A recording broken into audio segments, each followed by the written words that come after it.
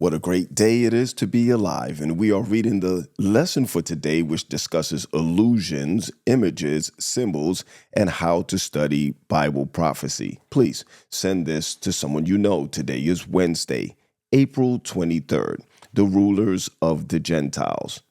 God's dealing with Israel provide rich insights into his dealings with the New Testament church. In fact, in many ways, the nation of Israel served to foreshadow the errors of the church.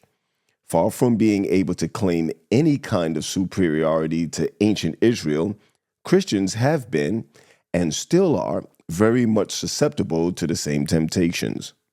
Read Matthew 20:25-28. What error did Jesus warn his disciples to avoid in establishing the work of the Christian church? Israel asked for a human king, a request that led to the moral downfall of the nation.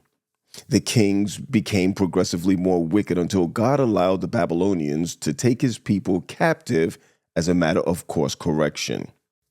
Something similar happened in the history of the Christian church.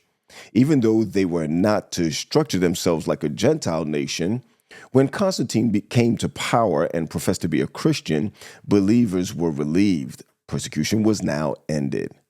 That in itself was a blessing. But then it occurred to the church that they might be able to leverage the power of the emperor to their own advantage. Several major disputes broke out amongst Christians in the 4th century, and when the church found itself incapable of resolving them, it allowed the emperor to intervene. Gradually, the Bishop of Rome rose in prominence, where he had once been one senior bishop among equals. The church allowed the state to intervene in the religious matters, and once the state had a foot in the door, things went from bad to worse.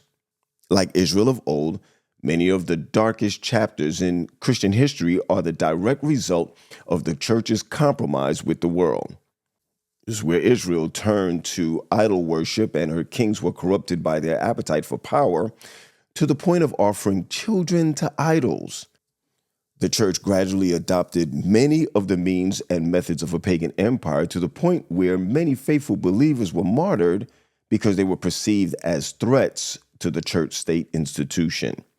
In your own culture, your own society, what are the ways in which these same temptations can jeopardize the integrity of our faith?